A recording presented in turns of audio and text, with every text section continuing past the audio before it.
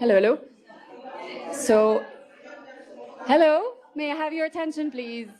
If you did not get it from a beautiful announcement before, we're having the MDH session now, so misinformation session in this auditorium. If you're looking for the climate change session, it's actually the one next door.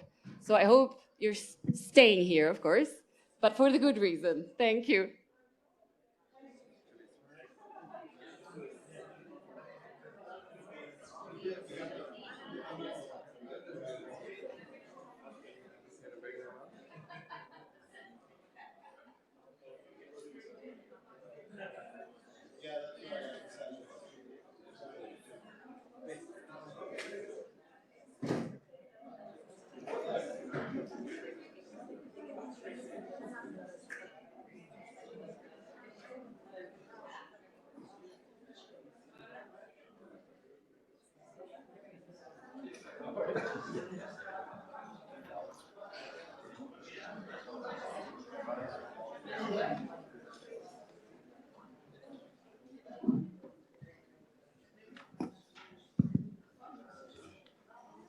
Thank you, colleagues. Just a reminder again, MDH is here, climate change next door, so make sure you're in the right room.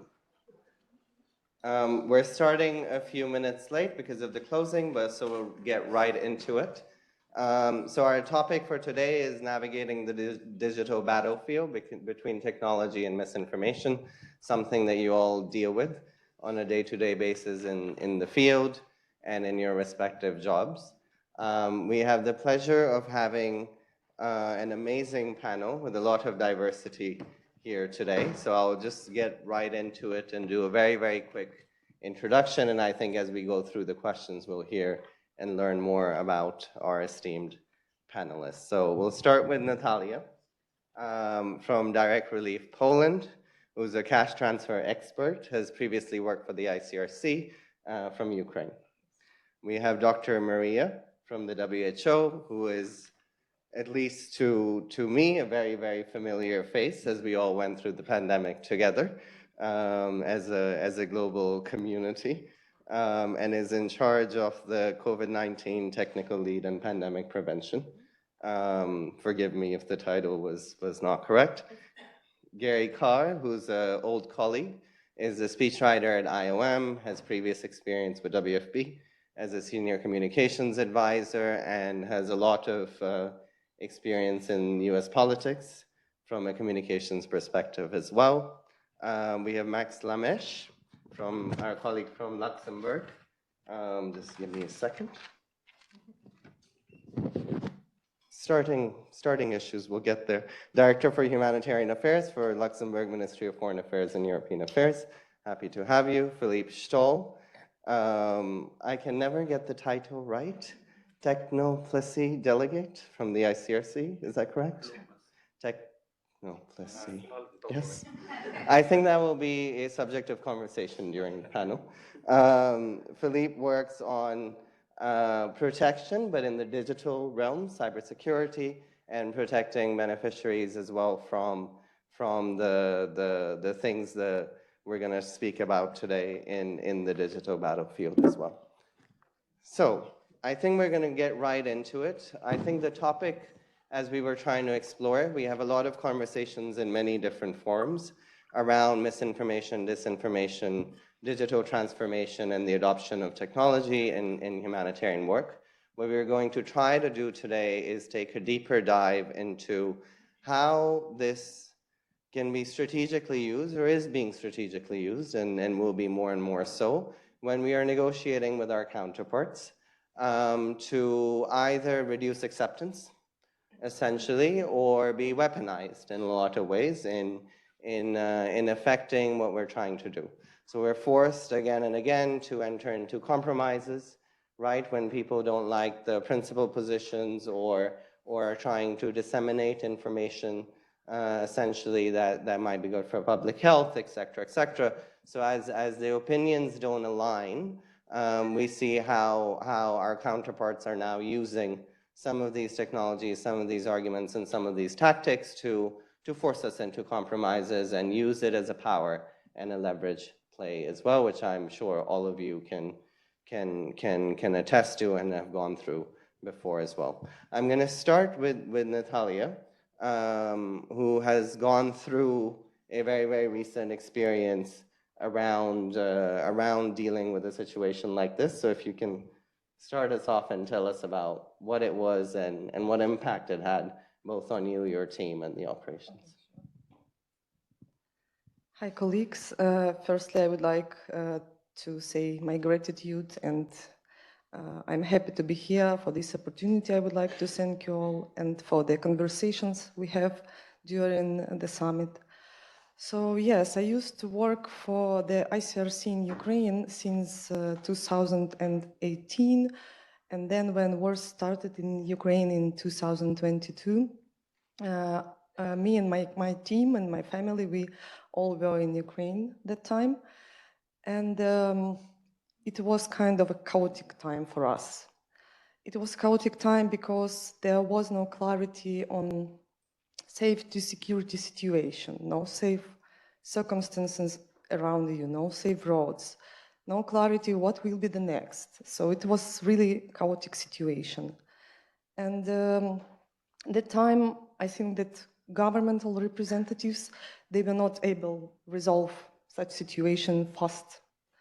So they started to, how to say, as my colleague Anastasia told yesterday, they started use humanitarian missions as political tool to reach the areas, to reach some kind of compromises with the counterparts. And the politicians on the very highest level, from the TV, they were calling for the ICRC.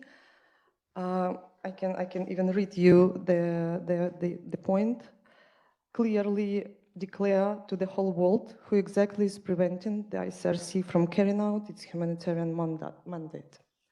So it was kind of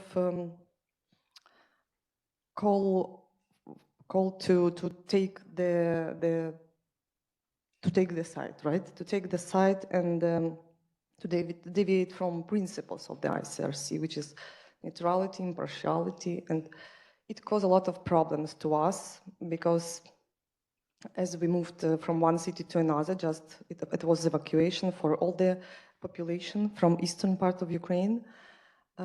It caused a lot of problems because our team, they started their negotiation process immediately, but it takes time. It always takes time. And we couldn't perform our mission immediately because of this. So yeah, it was really chaotic. It was really hard time for us.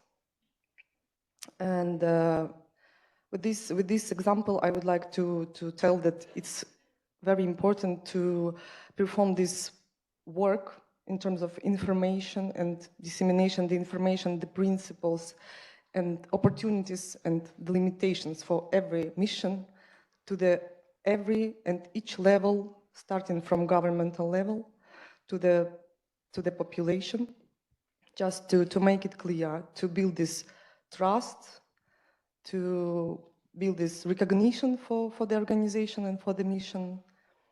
And those we at least, there is a chance at least to be successful in our actions, in our activities, to reach the population who need our support. So the importance is very high. Thank you.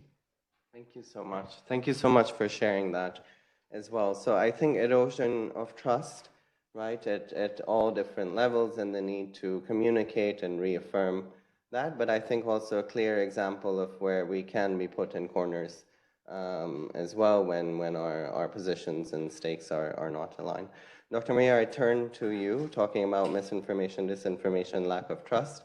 I imagine and that during the pandemic response, there were quite a few challenges, which will be an understatement from an information perspective. At the CCHN, we take a wider view on negotiations. We've discussed yesterday a lot on negotiating with communities, as well as a form of convincing them as well, so which I think falls very much in the realm. So if you can share something about some of those challenges and how you tackled them.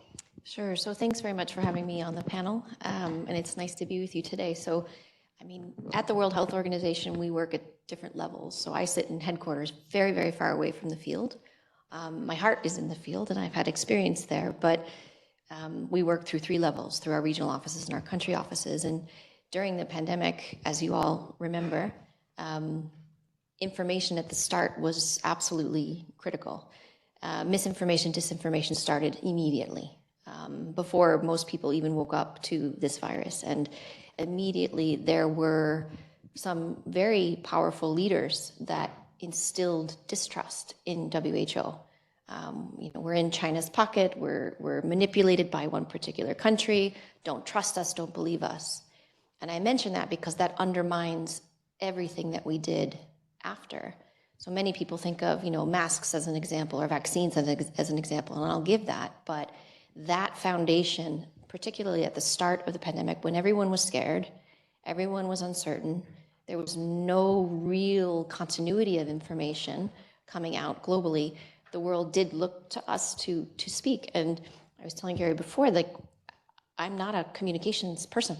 I'm a technical person, I'm a field person, I'm an epidemiologist, and I ended up being one of the 3 faces, if you will. Thank you for not introducing me as the face of COVID. I really appreciate that. It's my least favorite introduction. It was not on any post description or terms of reference that I signed up for. But my voice next to Dr. Mike Ryan and Dr. Tedros met a need that was there. And I was answering questions related to science and technical. What did we know? What didn't we know? What were we doing to find out? And what did it mean for you? But misinformation was ripe from the start. And it was challenging because a lot of people had questions about vaccines, for example, if I use that as an example, are legitimate. What is this foreign material that I'm putting in my body or my children's body? And those are natural questions to ask. It's very, very different than the disinformation campaigns that were out there were undermining, which is happening to this day, which undermines all of the vaccination programs that are out there now. You look at measles coverage, you look at diphtheria, you look at all of the problems that we're facing, which affect younger people, which affect vulnerable populations much more. This is a legacy of COVID. It is not the legacy of COVID, which should be much more positive in terms of what we did together as a global community, the capacities that were massively expanded, including in risk communication, including in communication. So I think the misinformation that we were trying to deal with at the beginning certainly was around the risk. What is it that we're talking about with this invisible pathogen that was circulating globally? We didn't really understand the extent of it, and what did it mean for your own populations? And the misinformation around the interventions that were recommended to actually keep people safe. So everyone thinks of vaccines as the example, but we could do the same thing with public health and social measures. WHO was telling the world to lock down. Not once did we ever. In fact, what we were trying to do was avoid that. Take earlier measures so that your systems didn't get overwhelmed. But there's a very, very big difference between guidance and policy. And so from a health perspective, we know what it is because of all the incredible scientists around the world of bringing together information to say, this is what will prevent transmission. This is what will prevent death. Implementing those interventions is completely different. And the power of information, the power of communication is I think, even stronger than the vaccines that we had. It certainly circulated faster than the virus did. It certainly was more available than any of the medical countermeasures, including vaccines. But it's hard enough to develop vaccines that are safe and effective, and it's another to actually get them into people's arms. So with all of the things you think of what to do to keep, I was just taking just a couple notes around the world came together to accelerate the development of safe and effective vaccines. Scientific triumph, which started before COVID, but that development, there were clinical trials that were underway, there were regulatory approvals, there's policy developments, targeting at-risk groups, production, access, delivery that was worked on so hard across the globe. There were campaigns to get vaccines into the full life course because most countries really focused on children. There were people out there who were addressing legitimate questions of concern. There were registries around side effects, and yet I've had conversations as recent as a couple of weeks ago of saying, well, I know at least everyone that I know that's had the COVID vaccines has either died or is severely injured. You know, anecdotes like that from people who are prominent, who are on TV, and this was from a journalist who has his own show.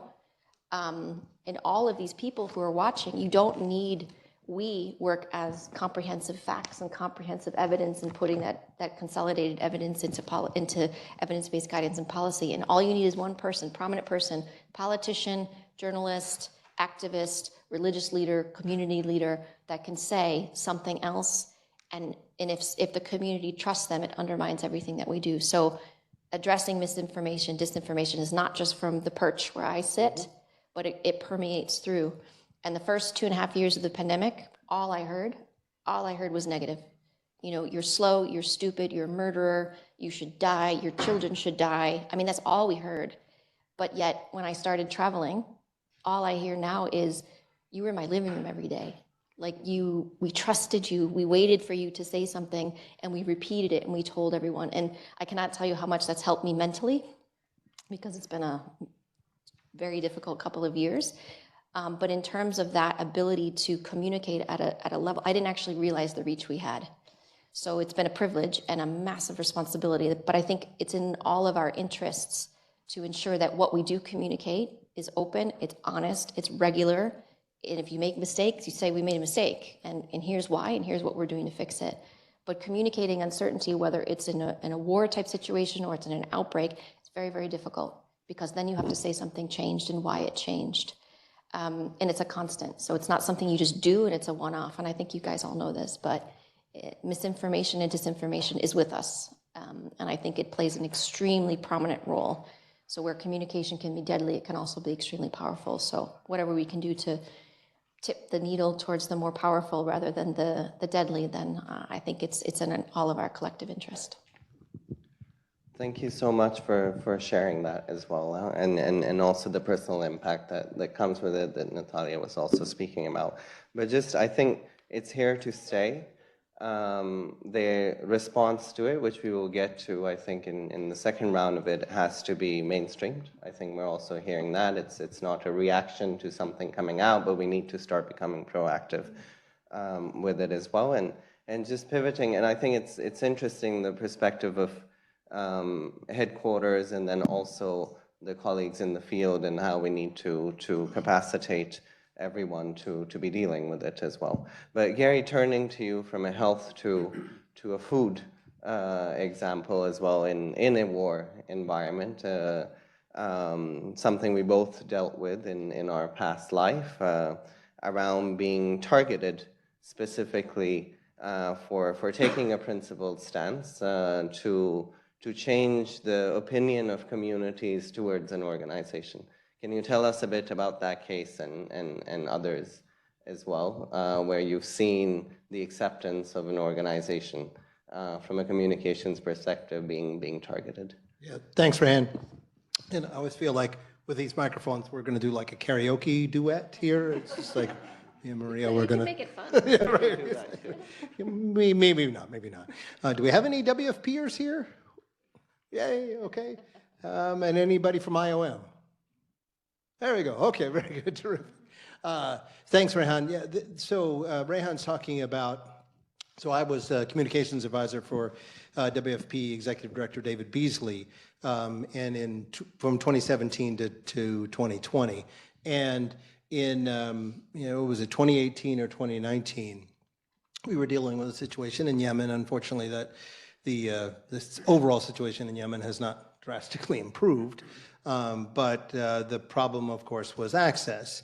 And we had local actors influenced by local media or influencing local media, trying to undermine WFP at the big level and at the small level, including things like insisting and planning stories about how the food was spoiled. WFP was trying to harm the people it was trying to help, all those sorts of things. And as Rehan and I have talked about a number of times, the goal there was really just is a negotiation advantage.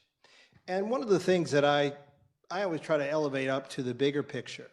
And there's this old phrase, it's probably an American, so apologies, that's my cultural reference, keep the main thing the main thing. It's very easy to get distracted, to light your hair on fire. I can't do that anymore. So it's very easy to get distracted and lose sight of the big picture, and also to get emotionally invested in it, because you feel, and I'm saying this, and no one's attacking me and my family online like they were Dr. Maria, but I can see why it's very easy to get distracted on that. So what we tried to do is keep the main thing, which is we wanted to get as many people as possible fed. That was our job, right? Other things that were going to happen in the media were going to happen, whether the local media or national media. There are, of course, the executive directors are Americans, so the Americans are on the side of the coalition, so the Houthi side is going to try to, take advantage of that. That's going to happen. And fortunately, we also, Rehan and I, had a boss, Executive Director Beasley, Governor Beasley, who agreed, keep the main thing the main thing. Yes, people are going to say stuff for their political purposes. They're going to do that. And we can scream as loud as we want to that that's terrible. And it doesn't mean it's not. But at the end of the day, what's our job? Our job is to keep, get people fed. Our job is to try and make sure people have the basic services they need if they are migrating, whether that's irregularly or regularly. It's to make sure they have clean water and hygiene and other things. That's our job. And I'm saying our job, it's really not mine. So I have a lot of admiration here, I want to say, for anybody who's coming here from the field. I can't tell you how to do your job. My job is to try and help your job be easier. That really is my job. And every time I forget that and get caught up in headquarters drama, anybody here work in a headquarters? There's no drama in headquarters, right? Yeah, never happens. People aren't getting caught up in that, no. Keep the main thing the main thing. So our job really was to try and continue to get the right information out using whatever channels we could. Sometimes that's local. It's good to have somebody who's good on TV. Governor Beasley was also.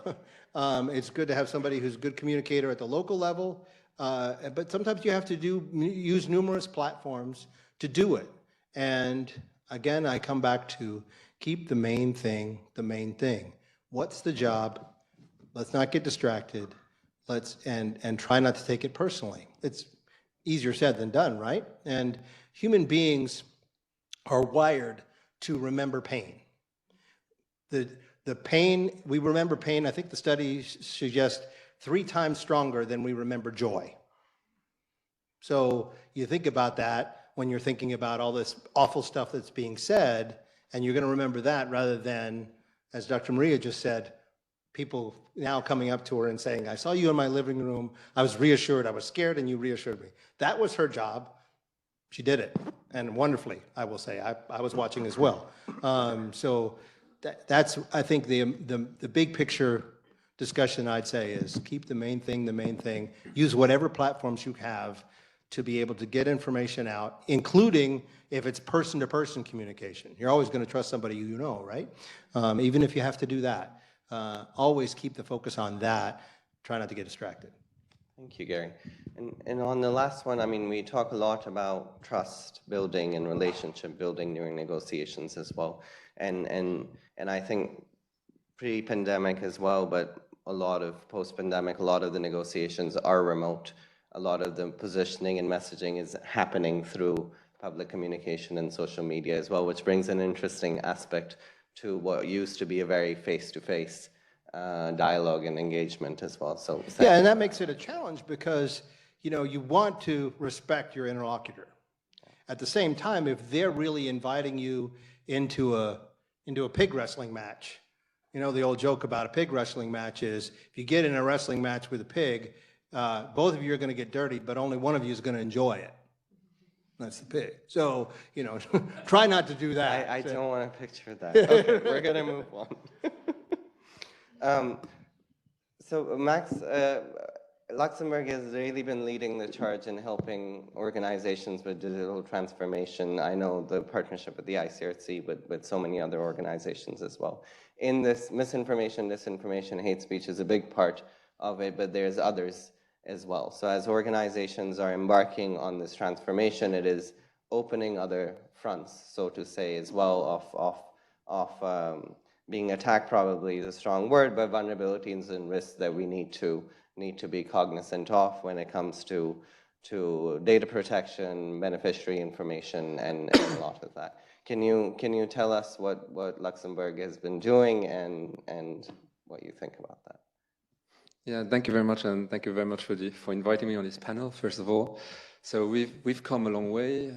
You mentioned digital transformation in general, and we started 12 or more years ago. It was after the last big earthquake in Haiti in 2010, and then we decided to come up because we realized that coordination was really difficult at that time, and to come up also because there was a lack of connectivity. So this is where we started. So we came up with a solution which is called Immersi.lu. It's a satellite-based mobile telecommunications set. At that time, it was really new and innovative, and nowadays there are many more providers with this kind of services. And so our first focus really was on connectivity, and always keeping in mind how can we keep up the humanitarian principles and keeping the beneficiaries at the center of our concerns. So we've been thinking a lot about, okay, how can we have neutral connectivity, which is a very complicated thing to do? How can we create hotspots on the ground for beneficiaries, but also for humanitarian coordinators to have connectivity, especially after sudden onset disasters, to be able to coordinate, first of all, but also, of course, to communicate. Today, we work with, and I explain a little bit what we do with different organizations.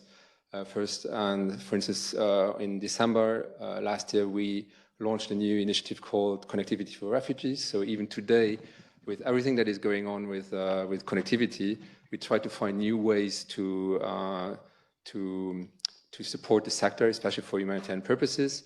So the idea would be here, together with UNHCR, to provide connectivity as an essential service for refugees and displaced people to be able to connect, because that's very often the first demand. But then at the same time, it's also a way for humanitarian organizations to get in touch and to keep up dialogue also with beneficiaries, and to have a look at the infosphere of where the beneficiary is living in, to understand, okay, what kind of applications they use to communicate, how do they behave in the social media. So this is an understanding, I think, we believe that humanitarian organizations need to have in order to be able to provide verified information. So that's one way how you can counter MDH. We also work, of course, with ICRC, but that's more on data protection, because this is really where we come from, all the thinking around the ethical use of data nowadays, and the questions around how can we make data safe and secure to be so that beneficiaries are not compromised by the way organizations use their data. And this is what we are doing with the ICRC, with the Delegation for Cyberspace. Here we really look at cyberspace and humanitarian affairs and questions. How can we make humanitarian actors more independent in the cyberspace? How can they become more independent towards the tech choices they need to take? Because we all know that technological actors have become very prominent nowadays in the humanitarian world. So these are all the questions. So it's really a research and development center that we have in Luxembourg.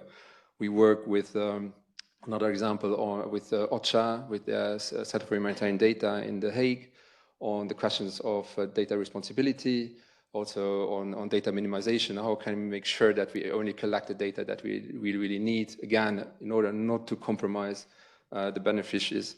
And then the last example I want to raise is a new partnership we have with HD, the Original Center for Humanitarian Dialogue.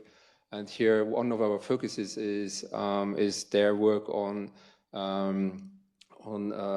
MDH in social media, especially when it comes to peace agreements, how they can mitigate risks coming from social media. So there's a lot going on, and so I see our role as a donor to support all these organizations. And when it comes to, of course, to data protection, data security, cyber issues, but also now MDH more and more, and this may be the most complicated almost field. But what we see is that there is still a lack of collective action, and maybe we can talk about that a little bit later. So we see that there are discussions between organizations that really starting, that there are like best practice sharing, but still at the very initial phase. Maybe the last example is we organized the symposium on data protection and cybersecurity in humanitarian action. And the idea of this symposium is really to bring together different actors from academia, humanitarian actors, but especially also technical experts from cybersecurity space. And the idea is that we try, that's also together with the ICAC, by the way, and we try to bring this together so that they find a common language. And this is also true for MDH. I think that if you want to try to find solutions, especially at the technical level, then we need to have the humanitarian talk and the tech talk from which is really unrelated, to bring them together so that they understand each other and the needs for humanitarian purposes. Thank you so much, Max. And I think just building on some of these, first of all, thank you for your support on this important topic. I think just also from a field perspective, and I hope we hear this in the questions afterwards as well, we are so overwhelmed at the front line to be dealing with the issues at hand and the response that some of these very, very important things that are on the horizon are going to impact us are not always things people are thinking about. So I think more than the resources as well, the championing that Luxembourg is doing in keeping some of these topics alive is extremely, extremely important. But just picking on something, and I want to take it to Philippe as well, you brought the focus on the information as an essential service, right? And it brings the aspect of the communities, of the affected people in the conversation as well. And Philippe, I know the ICRC has looked into the impact on communities of misinformation, disinformation. So we've spoken about what it does for organizations and acceptance, but what about the people that we are trying to serve? In addition to that, I think if you can, it was a bit of a joke, but I think it's also very interesting, the title that you have and the take that the ICRC is taking on some of these issues. So if you can start with that, please. Sure. No one gave me that title, and I choose it somehow to make a provocation so that we can start a discussion. And I think I can make a segue with what Max was mentioning, the fact that right now in conflict settings, we see more and more new players, new actors, including those who are coming from the tech sector. We see also hackers, etc. So somehow, similar to what you do in the field with negotiation with armed groups or politicians, etc., I think we need to create something pretty new with that. I was sometimes challenging and discussing with CCHN. I hope that next year we have a session on negotiating with the tech sector. That's my how do I say, my project for next year. So take note. Somehow I feel that since the beginning of the year, I've been in several forums and discussions where I felt totally a negotiator back in the field, but with the total different constituents. I was at the World Economic Forum, I was the Mobile World Congress, I was at the AI for Good Summit, and I can tell you that the tactics, the strategies that I had was kind of similar to the ones you'd have to deploy. You need to understand what they understand. You need to try to bring them to something which is real and concrete. And this is somehow the job. So to get there, you need to really deep dive into what is a tech person thinking, what is the how to say, the values, if I can put this into brackets, from these companies. What do they want to achieve? Why do they want to talk to us also sometimes? Because it's not only us wanting to talk to them. So all these kind of elements is, it's not yet settled, but we are trying with the ICRC to learn, to bring this. We created also a community of practice, and that's one of the members of the alumni of CCHN, which is just sitting here, who gave us the idea to create also a network internally of people who are facing this kind of question. So, bits in a nutshell, the role is not defined, but we are working towards improving that dimension, because I think that's the form of a new reality. With regards to harmful information, because we have stopped using MDH, and I will explain you why. We have 3 reasons for not using anymore MDH. First, we want to make it real. MDH is something abstract. We want to come back to the fact that to make it real, it has to speak to the fact that it creates harm. And this is what is important. So harmful information is something that speaks more directly to the issue we want to bring. There is somehow the causal link between information and harm.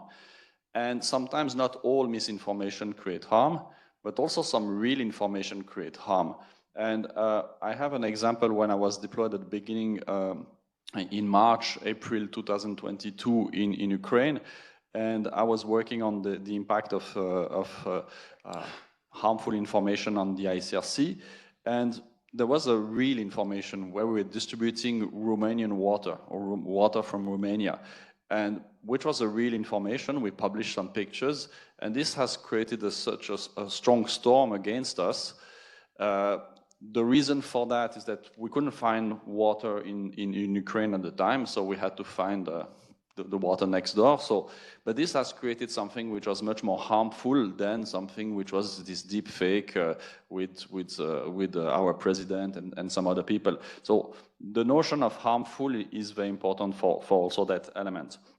And also there is another element. We don't want to hide behind MDH for not being capable to listen to affected communities when they have legitimate criticism. And I come from an accountability to affected people, and therefore having that tag element of like MDH is a way to shy away from, let's say, the real criticism. So we really want to try to figure out what is that. And we are about to publish a report together with Stanford University, I hope next month in July, where we are specifying the types of harm. I will go quickly because I'm sure it will be published, and I hope you will have access to it. But we really want to be as specific as possible. So when we discuss with either the tech sector, but also in the field, the fact that it really harms people. If it's abstract, no one will act on it. So there is the harm to physical and life, which sounds the most obvious one, when a community or a group of people are targeted and there are some hate speech against that. The economic or financial well-being, the psychological well-being, the social inclusion and cultural well-being, and the last one is what we have been mentioning a little bit, the societal one, which relates to what is true, what is not true, and the fact that there is a growing feeling of insecurity, or when, and I think Nataliia was very eloquent in that, you don't know what to do, and you are lost. And this feeling of feeling totally lost is also one strong element that we want to bring also to the attention. So this is a little bit that. As you mentioned, we focus on both the impact on the organization, which is the most obvious one, but we have been working now for quite a while on the impact of populations, because for us it's really a new protection, or it's a protection issue that we want to bring much more to the attention from to the armed carriers, but also to politicians and the tech sector. And when I was in Davos at the World Economic Forum, I could meet some people from these big social media networks, and I wanted to make it as real as possible. And we have a small experience called digital dilemmas. I have a few stickers for those who want after. They're cool on your computer, but this is trying to make it as real as possible. So the people, when they were doing it, they said, that's what you mean by disinformation, or that's what you mean by not knowing what is a deep fake or not a deep fake. And this is how we can push and make some changes. And sorry, I was long. No, thank you, Philippe. And just, I think I still want to leave ample time for questions from the audience. So I'm going to move a bit towards the solutions and then we open the floor. But just picking up on something Max said as well on, we don't see that much action collectively, right, on the collection of it. And I want to pair it a bit, I think, from different things we've heard on having technical knowledge and technical people, but having communications experts. We speak a lot about putting negotiation teams together, right? So it almost sounds like, given the different areas that some of these challenges present, we really need a pool of technical experts, different organizations to be dealing with it as well. But Max, any thoughts on that? And then I think also experience in terms of what you found as you were dealing with in what that team constitution or the expertise that are required and the importance of that. Yeah, sure. From our side, we were still really at the beginning of still identifying, analyzing the situation. I mean, we also had a couple of concrete examples as a government. We are very much involved in supporting organizations in the Sahel. It's a very, very big challenge nowadays to explain and to find channels and communication channels to get information across on explaining how, to what extent humanitarian principles, even in the Sahel situation, are still important and are still relevant. We also see it in Gaza with the UN and everything that is going on in terms of information campaigns, also in Luxembourg, and we try to, because we're still a big supporter of the United Nations, obviously, and so we try to counter these narratives that also take roots in Luxembourg when it comes to specific UN agencies in that context. And so that's a lot of work, and as an administration to select individual argumentation where we know that they are wrong. We are in touch with the United Nations to define the precise counter narrative we then try to distribute in the country, so through media, etc. So this is what we need to do as a government. Simply put, if you want to be a multilateral player and supporting the United Nations, for instance. The ideas we have is, first of all, to continue creating like platforms, like that's maybe like a more technical aspect.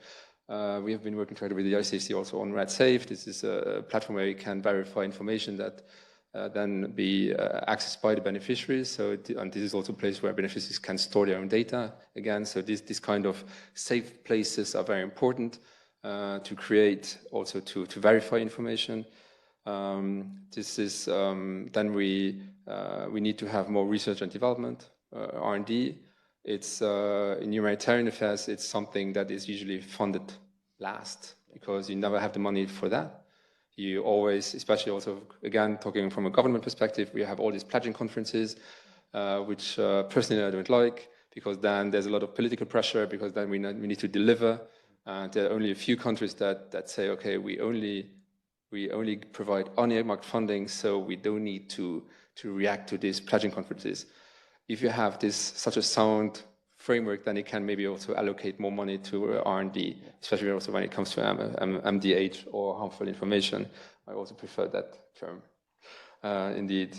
Of course, and then organizing this kind of events in Geneva, but also maybe at other levels, especially local levels, I think, to bring these different the knowledge together, as I said, different nerds from the different fields, so that they can discuss and find ways to solve problems. And I think what we've been lacking a lot is this kind of symposia or these conferences really at the level where the harm is really happening and to organize it there. So this is what we're trying to do, but it's a long way to get there. Dr. Maria and Nataliia, coming to you, thank you both for sharing your experiences. Any advice, any thoughts in terms of best practices you've lived it? Also a bit on the support that you require to tackle, I think, both in quick reactions, and then we open the floor. Start with you.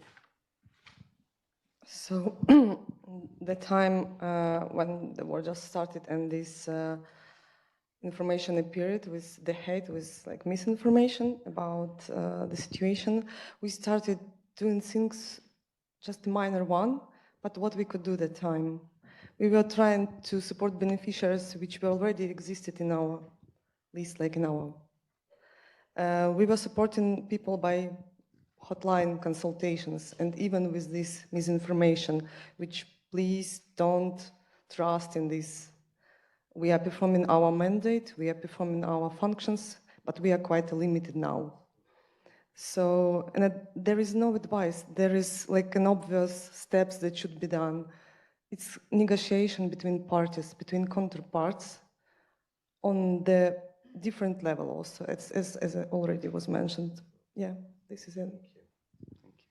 I think just very briefly, I think for us, where we see strength is in the partnerships that we have and in the situation of outbreaks. I'm not a humanitarian. My experience is really in the infectious disease outbreaks, but what I see is the strength in numbers. And when you have issues of misinformation, disinformation, the more amplified voices sharing the right information, the better. What happened to us in terms of undermining us, in terms of trust, will happen to all of your institutions. We are not unique to this. And when you lose that trust, and I don't actually think we lost the trust. In fact, during the pandemic, I think it was improved. But when you lose it, you're not able to get any good information out, and you can't focus on that one thing. And I think that's what's challenging. So for us, partnerships across the UN, partnerships across the humanitarian cluster, our technical counterparts, for me, I mean, that's kept me rooted on the ground, the science of it, knowing that science is a very small fraction of what happens in a pandemic. It's much more politics, economics, socioeconomic health. I mean, livelihoods were destroyed during this. Not just 7 to 25, 28, 30 million people died, but the livelihoods and the altered futures are what we want to prevent the next time. But we also relied heavily on journalists and media who are partners. They are not adversaries. We never saw them as adversaries. We saw them as channels to get information out, and really relied on and there are incredible journalists that are out there that can pass that good information. We used all the media platforms we could, social media, web, everything anything that you could think of to reach different targets. And not just the language we used in terms of the content, but the local languages and the translation. Even we had things in sign language. How can you actually make it accessible? So those platforms that will change the access in terms of communication and in Wi-Fi and whatever, and reaching communities is, you don't realize what you don't have until you don't have it anymore. I mean, I just take that for granted, and my kids certainly take that for granted. But I think collectively addressing this, collectively tackling misinformation, disinformation, all of that is really needed.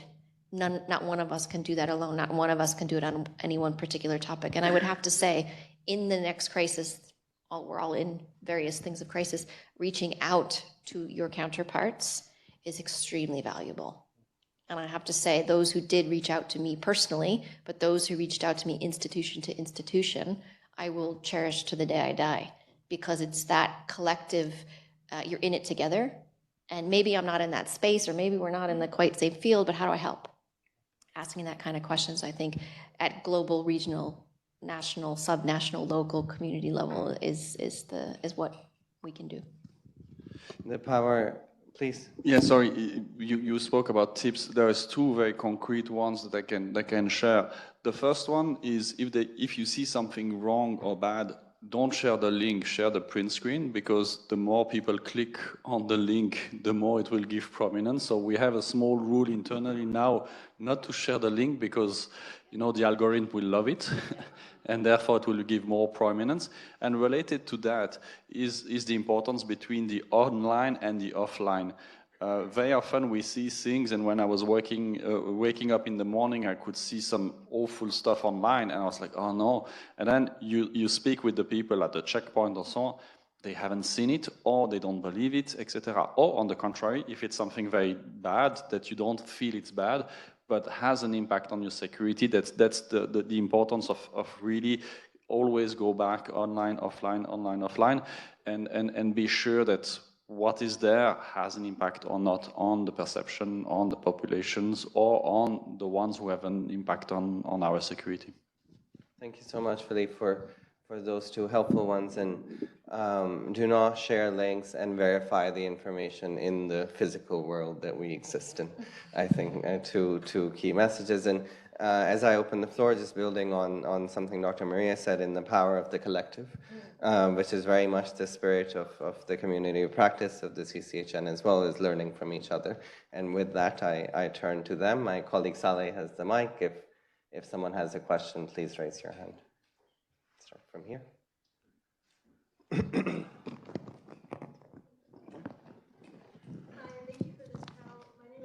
Ila Shubrutin, and I work at the Global Governance Center, and I'm also a student in anthropology here at the Graduate Institute. And first, I want to take advantage of having the floor to say that I'm working on a research project about how humanitarians are responding to misinformation and disinformation, and I would love to speak to anyone who has experience handling this. People who are at the heads of your institutions, but also people who are frontline workers who have experience working with rumor and conspiracy, please approach me at a coffee break. Now, I have a question for the panel. I don't think that the major problem, considering information, is an epistemic one. I think it's a crisis of democracy and trust in institutions. So how are your organizations using harmful information as a tool for understanding how affected populations understand your organizational mandates? That can be for anyone, thank you. Do you mind if let's take three and then, yeah? Let's take Apostolos.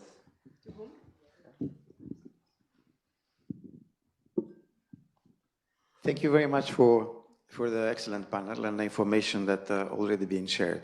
I have been working as a field worker, but also at headquarters, dealing with management of the situation taking place, but also thinking in advance about how to react in different situations, because it's not new.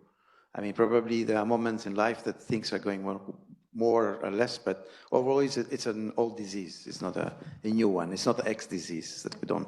So my question would be, why don't we, as an organized community, joining forces and work more on prevention? And we are working always on treatment that sometimes is very difficult. And my second question is, even when we consider that it's being treated, why we stop there and we don't continue to manage the continuation of treatment? So that's my question. Thank you. Thank you so much. We'll take one, my field division, we'll take one from here. Last one from here, and then we take the set of three.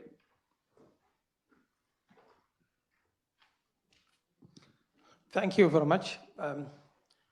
I'm Mukhtar Ali from Yemen, UNICEF, and it's more than a question. It's like I would like to give a reflection from the field about the experience and misinformation happened during the pandemic. And this period, which I think, I hope that it will be erased from our lives. So in Yemen, because I'm working with UNICEF, I felt that the journey of COVID, it was like passing through three phases. The first phase was declaring the pandemic. So it was a very difficult situation at that time to declare a pandemic, especially with the community denial. No one in an underdeveloped country would like to say there is a pandemic and people have to stay at home, especially that no one will give them food or anything for their living. In Yemen, as a special context, also we have de facto authorities controlling the other part of the country who also deny up to date that there is a COVID-19.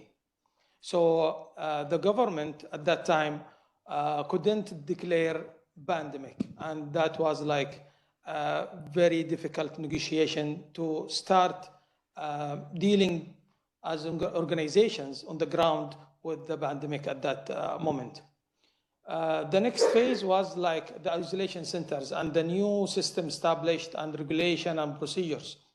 And the rumors and even like, not rumors, like the community perception that these isolation centers are places to die because of the high rate of mortality. So how you convince the community at that time to go to these centers where people are dying? It was like another journey, and it was very difficult. Even we reached to level that some researches have been done in Yemen to see the number of graves through satellite and to do a comparison between the last year and this year, and to show to the community how the number of cases increased. Mukhtar, can I ask you to wrap up? Because, the last thing, it was like vaccine usage, and it was like problem to convince community, especially that we have a lot of problems in vaccine. So the insight that I'm looking to a panel to talk about, like how we can negotiate with authorities or de facto authorities if they are holding the front of misinformation. And also at the same time, because the information or misinformation was in the WhatsApp, how we can track it, how we can use the technology like AI in the coming period to track these rumors and to combat it. And lastly, like also how we can build trust with new systems, because we expect new pandemics. Sorry for long, yeah. No, shukran.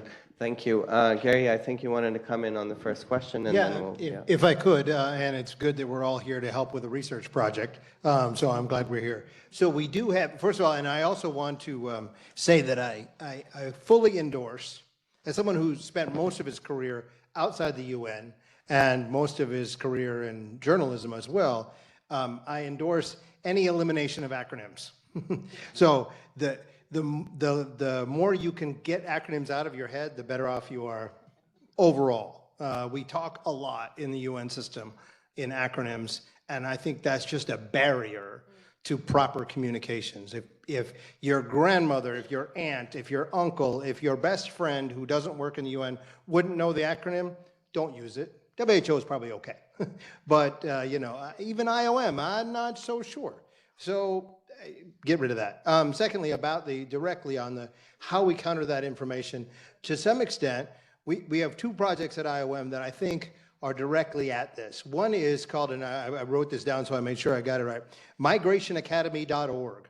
We actually have a online academy that media, general public can use to learn more about migration issues, to educate themselves. You can even get a certificate, as I understand it. I don't think that will, you know, you can frame that, I suppose, but I don't know if it does you any more good than that. But that's a specific thing that we do, not just for media, local media, all the way up to, you know, the leaders in nations if they want, all the way down to the community level, just so they can learn. The second thing we do, and this is more targeted at our beneficiaries, at the people who are on the move, because of the misinformation that comes out there from the people who have, I mean, the smugglers, the traffickers, the people who are looking to make money off the system that we have now, which is a bit broken. And it's called wakawell.info, WAKAWELL.info. And that's specific, it's targeted at West Africa, but it's specifically targeted at people who either want to move or are moving, and giving them information about where to go, how to get visas, that sort of thing, so they don't fall prey to some misinformation that would harm them. So those are two ways we're trying to do that. There's never enough funding to do all these things, unfortunately. But these are the kind of things we have to do, not just talk to the New York Times or the Guardian. We talk to people who agree with us too often, in my opinion, in the UN system. And we also don't talk to each other enough. Not just talk to each other, but this is a great, and thank you, Rehan, for organizing this, because this is important for us to be able to share best practices. Nobody ever talks about worst practices, but maybe we should do that too. but but to actually work on something together. You hear a lot in headquarters, that's not our mandate. Well, who the heck cares? If it's a project that you're both interested in, if it's something that can reduce harm, the delineations of what's in the TORs should matter less than who you're helping. That's my sermon. Thank you, Gary. That's my sermon. Dr. Maria. Just very briefly, so on the question around the prevention versus response, I mean, response is much sexier than prevention. There's much more funding in response than in prevention. All of us in this room know that investing in prevention, whether we're talking about preventing misinformation or infectious threats, is a much better value for money. But that's beyond a health proposition. It's beyond that one technical area proposition. It's a political question. It's a question of investment. Pandemics, outbreak, these outlive political cycles. And so I guarantee, I mean, when was the last time any of you talked about COVID? No one wants to talk about COVID. And I think that is dangerous. We can't talk about COVID like we did before, where everything else was pushed to the side, where so many people are dying because they didn't get essential medical services and vaccinations, et cetera. We don't want to go back to that for sure, but to pretend it didn't happen is really, really dangerous. I lead our department on epidemic and pandemic prevention and preparedness. And the ability to get money for prevention is extremely difficult. Now, we have people who drank the Kool-Aid with us and believe in this wholeheartedly, and governments believe that. But if you talk to ministries of health versus ministries of foreign affairs versus ministries of tourism and education, what we're trying to do is have this discussion across sectors, and that investment is wise. Responding to COVID is pandemic preparedness for the future, but that narrative just doesn't resonate. It's a hard sell. It's a hard sell. And then thank you very much for talking about, the experience in Yemen and the different aspects of the pandemic. I think what I didn't mention, I don't think I did, is the extreme politicization of everything related to COVID. But we see this with Ebola. There's always an election. This year, in negotiation with the Pandemic Accord, 77 elections. There's an election everywhere. And this information will be used by whichever side, whether we're talking about a health effect or not, to the advantage of those who are in power and want to have. Declaring a pandemic, in fact, we don't declare pandemics, we declare public health emergencies of international concern so that we don't get to a pandemic, didn't equate to lockdown. And in many countries, what we were trying to do is say there's all these things you could do so that your systems don't get overwhelmed.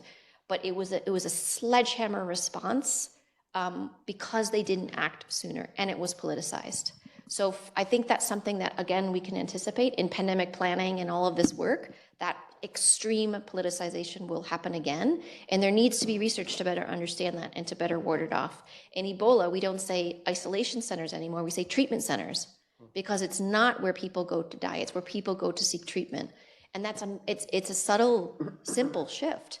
But the notion that you will go somewhere and be taken away from your family and that you'll never to be returned, to be buried where you won't even have a proper burial, a safe and dignified burial, that change to a treatment center meant there was hope as opposed to going somewhere to die. So I think there's a lot that we can do to cover more collectively in this space, but it's really a constant. And we don't have this constant funding on the prevention side of things.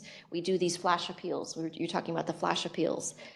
Governments say, well, we gave you money for that flash appeal. We gave you money for Gaza. We gave you money for Ukraine. There's no more money left. And in reality, governments are really struggling right now.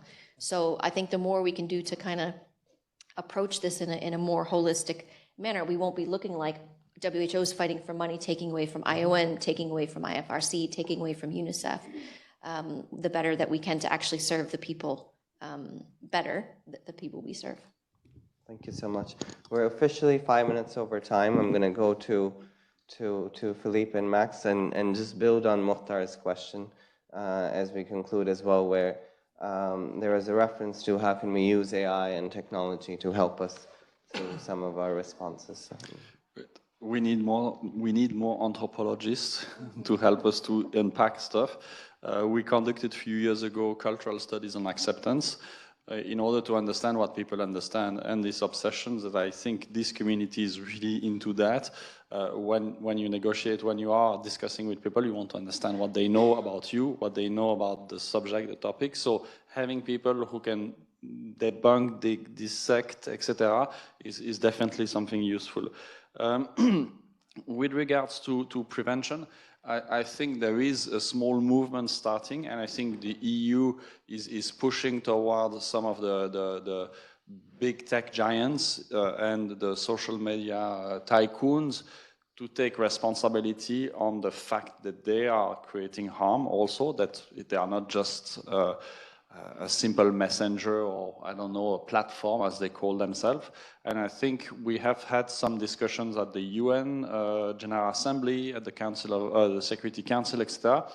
So it's a slow process. I hope we'll get somewhere, but I think this is also, again, a collective that needs to be addressed.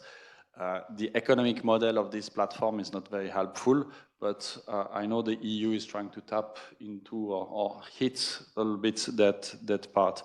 Last, on the question of technologies and how we can help, personally I'm pretty skeptical, but we have decided to do a research with the Polytechnical School, the Institute of Technology of Lausanne, to try to understand. It's complicated because AI doesn't see very positively the positive information, because the sentiment that comes with humanitarian action is always negative. Even if you have something positive, because it's written war or somewhere like that, it's considered as something negative. So we are trying to get over that.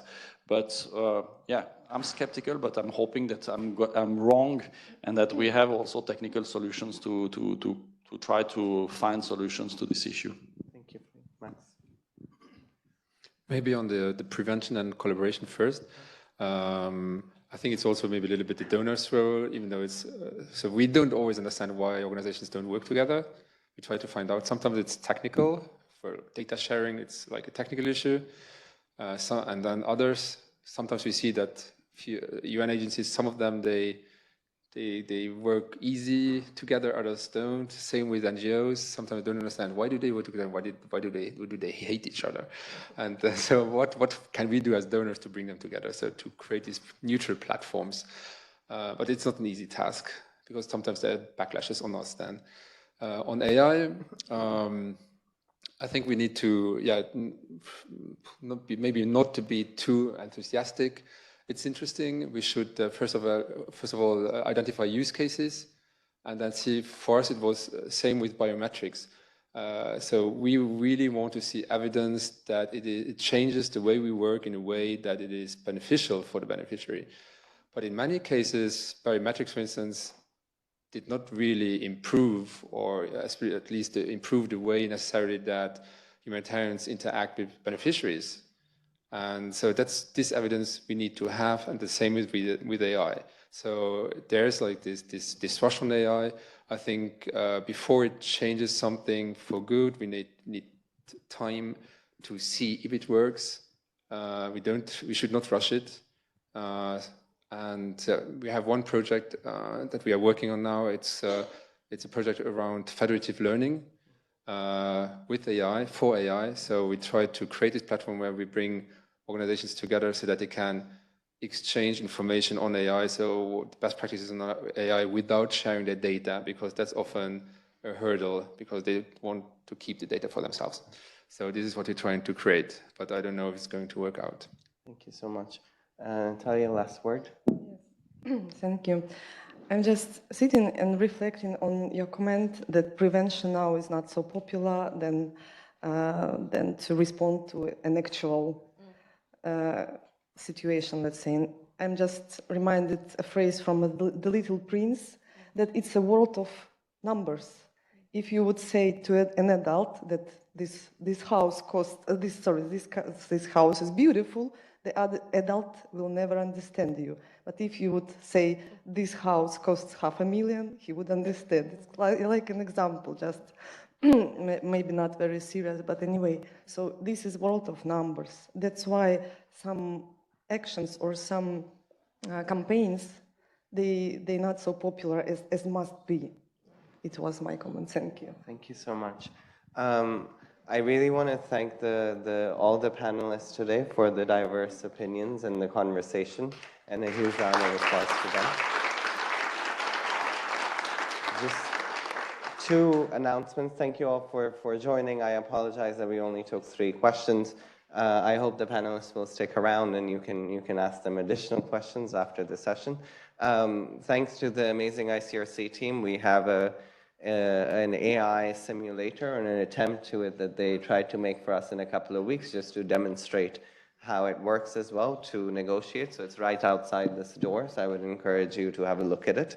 And second, from 11 to 12:30 in room S12, we're going to have a human library where our colleagues from Gaza, Haiti, Ukraine, Afghanistan will be speaking about their personal negotiation experiences from these contexts. So I would encourage you, if you have time, to go listen to what they've been doing. They've traveled a long way to come share with us their experiences as well.